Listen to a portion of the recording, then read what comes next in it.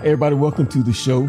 Thank you for joining me. I'm sitting here talking with Howard Morrow, sports trainer, collegiate athlete, former collegiate athlete. He's just going to talk to us a little bit today about his journey and things that he's done throughout his life. So how you doing this evening, man? Man, I'm doing all right. How you doing? All right. Doing good, man. Just happy you stopped by. We were going to do it on the phone video or whatever. And then you say, like, man, it can't be. Man. That's not authentic enough, man. Yeah. I had to, know, it's funny what you said when I brought it up and you was like, nah, man, I want to do it in person, man. We ain't in jail. Yeah. Like phone calls, right. Phone book. I ain't in no phone book. Like, what was that? Next Friday. So, yeah, you have to, with these kind of things, you got to kind of sit down and have a conversation like we did before and, get to know each other even more. Right. And then, with a conversation, it goes as far as like the trust of the conversation or the trust of that person. True. So that's as far as that'll go. So, that's kind of how it go. Yeah.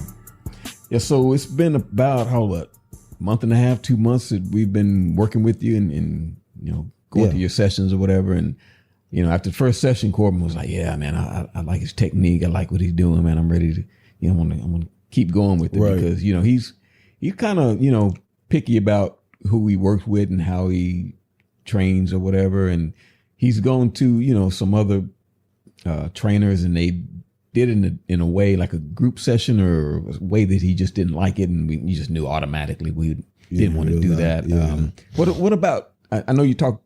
You have a little bit about your style of training, whatever. Do you do group sessions? You do individual sessions, or how do you? So most of the time, I do the groups more like during the summer. Oh, all right. Yeah, doing them more the summer.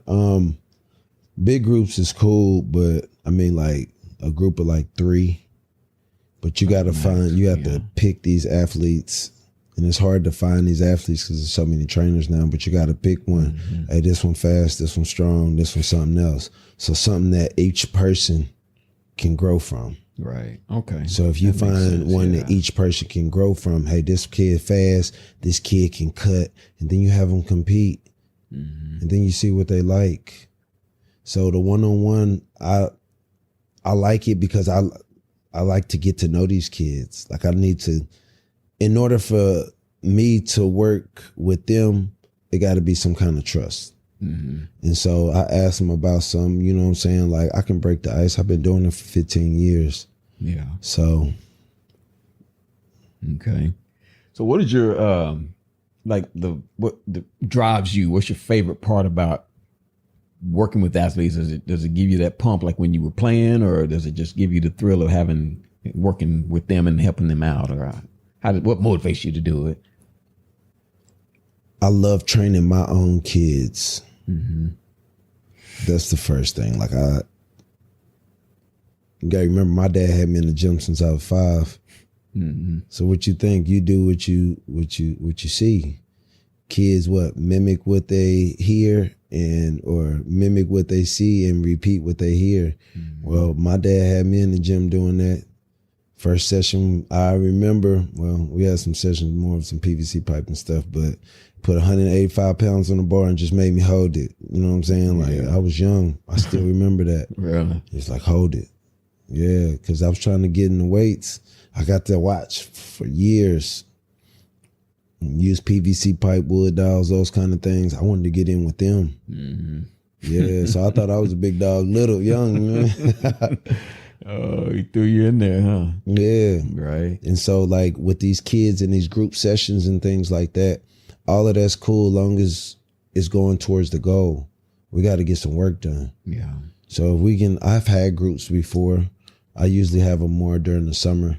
Mm-hmm. But I mean, right now, like during the year, everything is kind of shrunken down because these kids, they got track practice, they got this, that, and the fourth. Yeah. And they already know. I'm like, hey, all that stuff that you did before, I don't care. You come here to work. Mm-hmm. Right. You gotta think, man, this is an investment.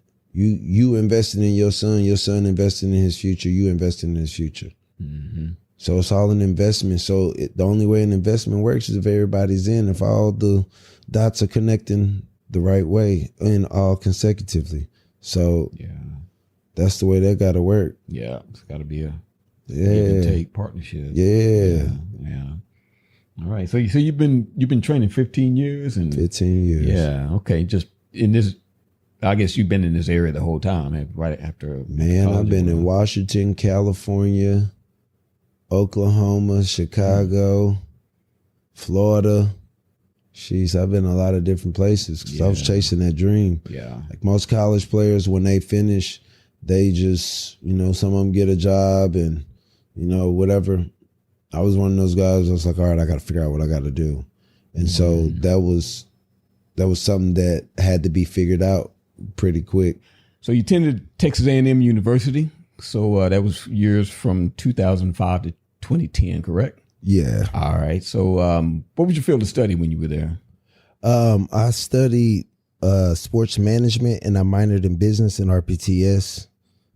Okay. So the business RPTS. What's that? RPTS. So that's recreational parks and tourism services. Okay. So I've always been kind of like, I like outdoorsy stuff. Yeah. So originally back in the day, the plan was to either play in the NFL, the NBA, young, and own a gym, and then have a recreational parks and tourism stuff in the back. Okay. Yeah. So what would that include? Just like hiking trails or stuff like that? Or? Maybe like some zip lines, kind of like more of like a exotic part to it. Okay. It'd be some money that's put into it. Maybe like a little pool, something back there. You can do some like with some waves in it. You could do a little surfing and stuff like that. Something that you can't get around here. Yeah, yeah. Or something that if you're out there, you got to wait 2 hours for. But see, with this, you can go every, that thing run every 10 minutes. Yeah. All right. That's cool. That's a cool idea. Yeah. All right. So as you were training and going through all of your degree program, the people that you work with or professors that you were, under, did you catch anything from them that you use right now in your daily life or something that you use in your sports medicine and your training? So I really was because I originally wanted to be a sports agent. Mm-hmm.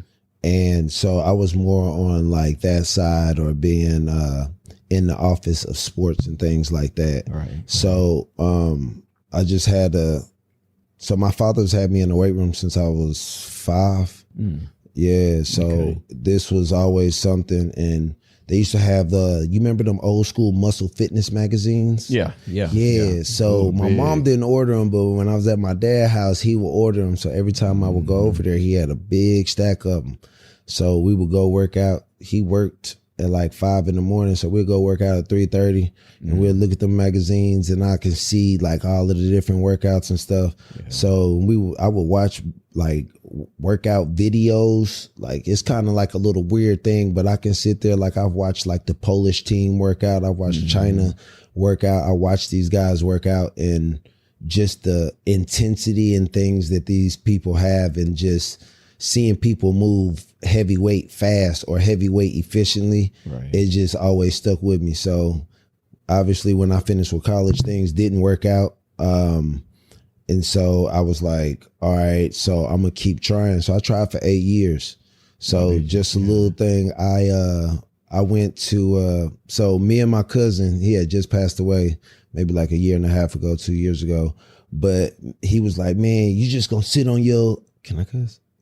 Yeah. He's like, man, you gonna sit on your ass? And I was like, nah, because when you think you finna go to the league since you was 8 and then it doesn't happen, like you kind of mentally, you just kind of go into the tank. And so with us, he was like, look, this is what you trying to do? So he stuck with me. So when he stuck with me, everything was good. So we wound up going to the Cowboy Stadium. Mm-hmm. We back in the game, remember the CDs? Yeah. So we had the CDs. So we was out there passing out the CDs. Yeah. So the first time we went out there, the security guard, he was tripping, he wouldn't let us in, this, that, and the fourth. So we stood outside the gate. Second time, he was a big John. He was a big guy. Mm-hmm. So we brought in some donuts and stuff like that. We went up there, he let us in. Yeah. So we in the parking lot. So now we're passing out DVDs to anybody that walk through. They can be interns, they can be secretaries, anybody. Mm-hmm. So then afterwards, the third time we wound up catching somebody who got some emails and things like that, trying to just get in any kind of way. Yeah. But so that was kind of like a transition for me. So I went and I was like, all right, I'm gonna keep trying to do this. Like, I'm gonna give myself a chance because I think I can play. I know I can play with this. Like, this isn't something that I think. This is something that I know. Mm-hmm. So I played 8 years afterwards, played on different teams and things like that. So I had 2 kids at the time. And so with these 2 kids, my mom would always say, man, you got to keep a job. You know what I'm saying? Like, so I had to think, like, what can I do that I can travel and do that I love to do? And this was it. I've been doing this in a weight room since I was 5. Yeah. I can write a workout program. I can do progressions, bodybuilding. That was the beginning phase of me. Like, what, just watching all of them guys. And then, did you ever want to do that? Yeah. I mean, I didn't want to do it because, so my dad had a best friend, and it was kind of like a little turning point. And his best friend, let's say he was just on some things that he shouldn't have been on, and he wound up blowing his head off. And as a young man, I came to the conclusion myself, and I never forget, I asked my dad, I was like, you want me to go over there with you? Because this is his best friend. And he didn't want me to go over there. And I mean, yeah, that man shot himself with a shotgun. Now I'm being older, like you can see the horror and the graphics in that. Yeah. So I had to figure out what I needed to do. I had to make money. I got 2 kids. And so I just went to what I knew. And this is what I knew. Yeah. I knew how to work. I knew how to talk to people. And I knew how to train. And so I didn't really recognize the voice that I had until probably maybe a little bit after college. I did a little bit before, but a little bit after college, I was sitting there and I played with this team. And I'm playing with this team, and this dude pulled me to the side and he was like, hey, bro, you ever realize when you talk, everybody stop and they listen? And that's what they did. They really did. And I was like, yeah, I did realize that. He said, you don't really realize how powerful your voice is. It's like, man, sometimes that's why I tell you, like, just reminding people, like reminding of things, like people telling you fell off or things like that, or continually telling somebody and helping them, that's always good. And so that one little piece that he said to me was like, you know what? He right, because I've always had a voice. I've always used it. Yeah. But then I didn't realize how powerful it actually was, and how people was actually listening and things like that. So yeah. How did you take notice of that before he mentioned it? What were you noticing? Well, I think it first started when I was in high school. I had to give a speech, and it was like the senior banquet or whatever, and like I didn't really know what to say or whatever, but like I'm just looking at everybody's eyes, and they're just like this, and they're watching me.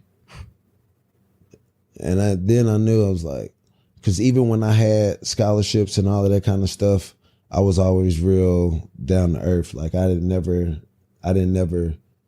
thought I was better than somebody. I may be better than them at that sport, but I'm not better than them as a person. Yeah. So, and I think I didn't think that was a good way to handle things. So I was kind of cool with everybody. I was cool with the nerds and everything, like in high school and stuff like that. And just cool with people that like my people. We vibe in the same atmosphere, and we can be together and everything will be good. Yeah. And then, and that doesn't have a skin color to it. That's true. Yeah. Yeah. Cause your people are the people that think like you, act like you, and y'all have some kind of mutual bonds and mutual things together. Those are your actual people. You know what I'm saying? Like those are the people, because you can be successful, you can thrive in that kind of atmosphere. You can't thrive when you fighting against people. I don't have too many friends because I think like with friends, you can't act like yourself. So, if it's 5 people in the car, one person want to go to Taco Bell, one person want to go to Burger King, one person want to go to Chick-fil-A. So, some of you got to bend a little bit. Yeah. Well, that's not going to be a one-time thing. That's going to be something that's over and over and over. So, like, you can't really be by yourself. So, but with your people, with people that you vibe with, y'all figure it out. And then next time it come around, hey, man, we went to where you said last time, let's go here. Yeah. So that's the difference to me. Yeah. Yeah. That I've always been like that, too. Just kind of keep my inner circle just kind of small and don't really deal with a lot of people. And when I was younger, it didn't dawn on me that's why I was doing it. But Right. you know, as you get older, you think in that way that you're talking about. It's just that, you know, the conflict and the situation and the stress, all that comes with that. Yeah. You know, you don't realize what that's doing to your body, into your mind, and how that gets into your system. And like you said, it's a repetitive thing if you stay with those people. So, Right. yeah. That's a good way to look at it. Yeah. You know? That's a good way. So let's get into before college. So you're a local guy. We're in the Dallas-Fort Worth area. Fossil Ridge High School, yes, where sir. you went to school? Yes, sir. All right. So tell us about your experiences there and just kind of what you did and, you know, how you progressed while you were there. So I'm originally from Philadelphia. Oh, cool. I didn't know that. So when did you get here? So my stepdad, we moved from different places, and we wound up Philly, Texas. I think Texas back to Philly, military. Oh, all right. Yeah. Yeah. So, and military job. So then I think after we moved back to Texas, we moved somewhere else in Texas, not far, North Richland Hills, something like that. Then I think we moved to Oklahoma, and then back to Texas. Maybe that was the North Richland Hills time. Before it was Keller. So where Fossil Ridge was. So we had literally moved down the street from where we used to live. Okay. So that was the last place where we stayed. So I went to Fossil Ridge. I went to Fossil Hill. I went to a few schools, obviously, between all of that moving. Yeah. I was kind of, you know, like as a parent, you kind of think about things like when you do all of that moving, like I'm a parent, like how your kids will react. Mm-hmm. Bro, that builds resiliency. Oh, yeah. Yeah, that builds resiliency. So just kind of tell us a little bit more what you mean about resiliency just from all the moving around that you went through. So you meet new people all the time. You find out how to cut things, because back then there wasn't no Instagram, social media, those kind of things. So you couldn't really connect with those people. You write letters. Remember back in the day? You used to write letters. Yeah. How long does that last?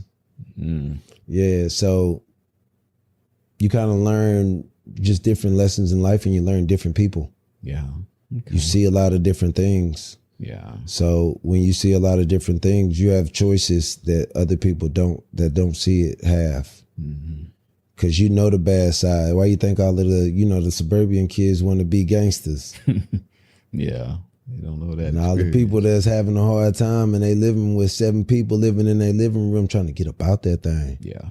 Yeah. So how do you think that built you as an athlete coming through all that?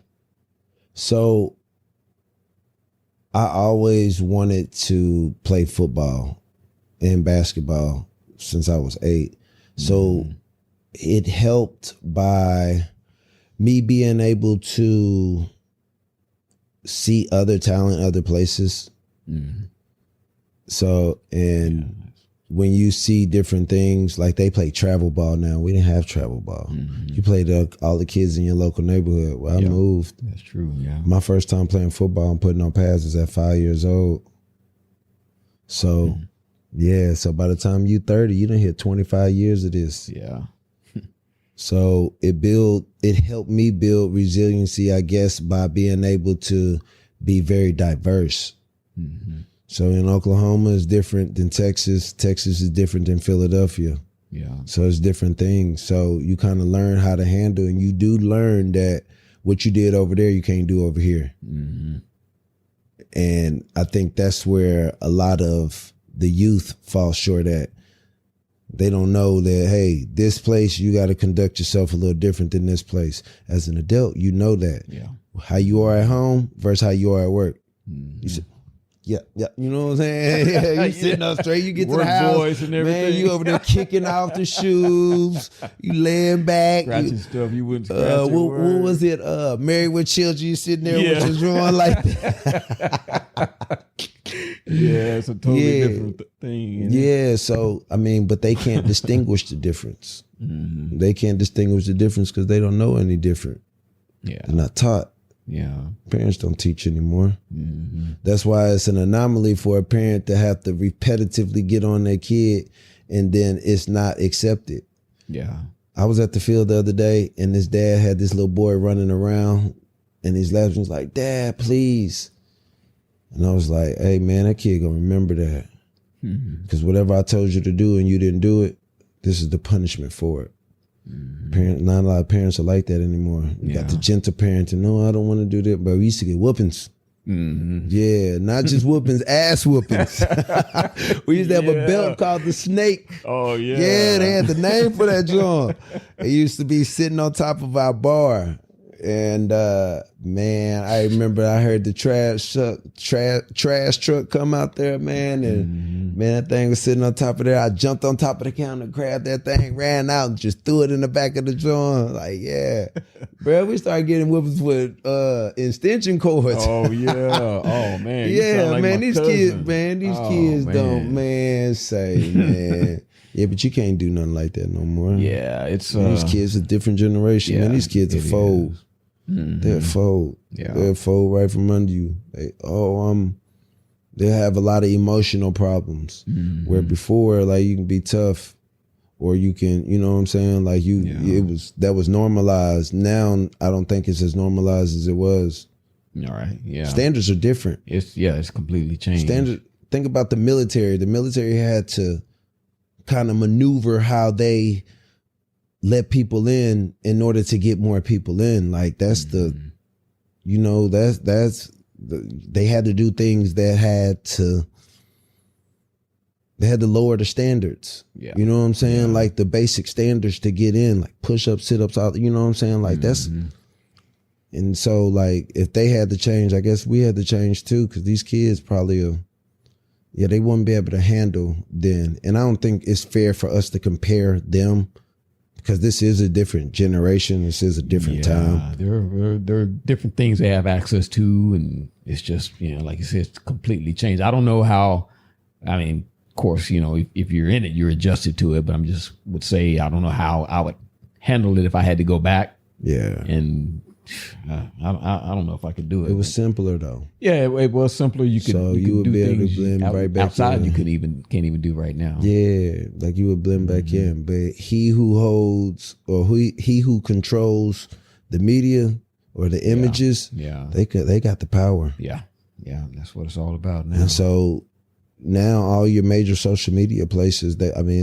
control the images. Let's talk about the style of training that you have. And first of all, let's talk about the type of training. So are you more of a technical trainer, or are you more of what are the differences? I mean, a technical trainer would be like technique on specifically how you run routes. So, and more of like an agility trainer is just more of like, doing drills and running ladders and things like that. So what is your style? Are you more agility or technician? Learning how to use the body is a skill within itself. So I would have to say I'm kind of like on both of them, but I don't like to waste time. So a big thing, like in seeing receivers and watching them train with some of these guys, and I mean, they have some good stuff, but it's just like a lot of unnecessary movements and things like that. And it's like, bro, the game is not like that. The game has changed, but it's not like that. So, and a lot of things are done in a small area. It's not how this is. It's reaction. It's not done in a small area. You're playing on a 100-yard field, plus 10 yards on both sides of you. That's 120 yards. You sitting there doing all of this. So I like the technical part, but I also like to push the kids a little bit. Like, I think like when we ran them fades at the end, like that was just something that was like, hey, look, you tired? Let's see what you got. Then you can just coach them through it. So you gotta, if they don't trust you, they won't play for you. And that's what coaches, I think some of them do good at. Like my high school coach, he did real good at that. And then some of them, they don't, they're not like that. And so, I mean, every person is their own person. So you can't expect somebody else to be like this person. So, So you kind of tailor the program basically to the athlete. Yeah, any trainer with any sense does. That's why you have to understand, like, yeah, you can have stuff for the masses, but you got different body types, you got different styles, you got different speeds. Because the more velocity you create, the more you have to work on being able to stop. Because everybody works straight, but nobody work linear. Nobody work curves and things like that. So I like to add that in. I think these kids have things a little different. They want to be like skilled players. But back in the day, we used to want to be athletes. Because a skilled player in a skilled sport can only play that position or maybe another one. But an athlete, I can take you, put you in this sport, I can put you in this sport, and I can put you in this sport, and you'll be successful with it. So that's the difference. Yeah. So I think they spend too much time skilled because they're very skilled, but there's a lack in other things, athletic ability and movements and things like that. Playing outside.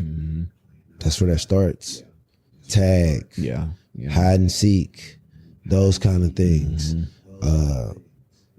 You like these kids, they don't. You have to kind of make them, if that makes sense. Like you have to. That's when you say tailor. Like you have to make them. So you have to sculpt them in the way that they need to be, because this generation of athletes are different. You got a bunch of ex-football players, ex-basketball players. They raising their sons, they grooming their sons. Well, you think they training their son for high school or middle school? No. So that's the way it has to be. Like, but these kids, a lot of people aren't that fortunate. So you got to have a want and a will, and you got to get off them video games and them TVs and stuff. And so, what was the dude that you said that you like, Myron Golden, right? He said one time, I seen a thing, and he said that he didn't watch TV when he was broke. He didn't deserve it or something like that. So when he said that, that was real. Like he had a mission and he was on it. Well, these kids, you kind of gotta push through, and you gotta look and see. You gotta being a trainer is being able to make adjustments.